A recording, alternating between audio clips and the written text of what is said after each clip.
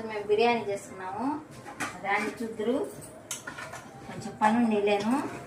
మేము పని లేట్ అయిపోయింది. మేము లేట్గా ఇందాకే వచ్చాము ఇంటికి. చూడండి ఫ్రెండ్స్, ఇంట్లో బియ్యం ఉండేవి, బాస్మతి బియ్యం. చికెన్ తెచ్చాము. వచ్చేటప్పుడు చికెన్ తెచ్చుకొని బిర్యానీ చేసి వైట్ రైస్ వండుకొని రసం పెట్టుకున్నాం.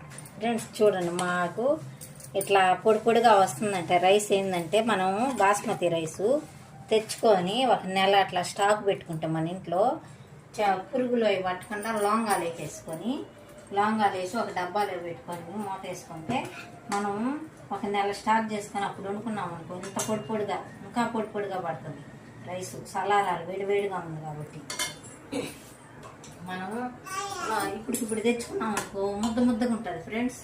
బియ్యం మనం స్టాక్ చేసుకోవాలి. బియ్యం తెచ్చుకొని నేనైతే 3 కేజీలు అలాగా తెచ్చిపెట్టుకొని అవసరమైనప్పుడు ఒక గ్లాస్ వేసుకొని వండుకుంటాను. ఇప్పుడైతే పావుసేపు పైన వేసాను. చూడండి రైస్ ఎంత బాగా వచ్చిందో, బాగా అదగదు కూడా రైసు. చూసారా, ఇట్లా చేసుకోవాలి మనం. చూడండి ఫ్రెండ్స్, మీరేం చేసుకున్నారు ఈరోజు వంటలు? మేమైతే ఏం చేసుకోలేదు.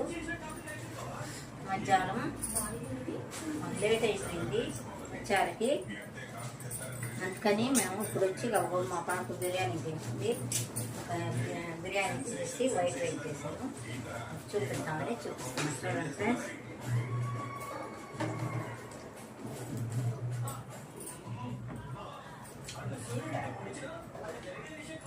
చాలా టేస్టీగా ఉంది.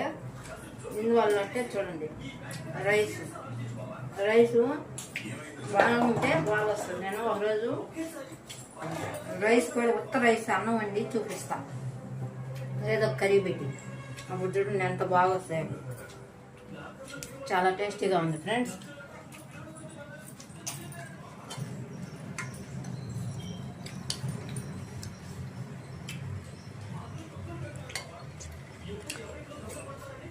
చూడండి ఫ్రెండ్స్, ఒక తర్వాత ట్రై చేయండి.